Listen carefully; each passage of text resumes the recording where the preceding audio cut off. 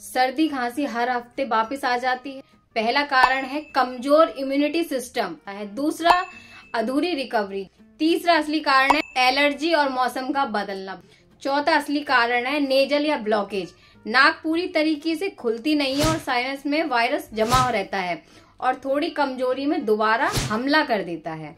तो अगली बार ध्यान रखना, पूरा आराम करना, भाप पानी ज्यादा पीना और 3-4 दिन तक ठंडी चीजों को पूरी तरीके से अवॉइड करना, वरना सर्दी खांसी हर हफ्ते आपकी लौटती रहेगी। अगर ये वीडियो आपके लिए हेल्पफुल रही हो तो इस वीडियो को आगे शेयर कर दीजिएगा और मेरे चैनल को सब्सक्राइब भी कीजिएगा। बेल आइकन को प्रेस कीजिएगा जिससे आने वाली वीडियो का नोटिफिकेशन सबसे पहले आपको मिल सके। Thank you.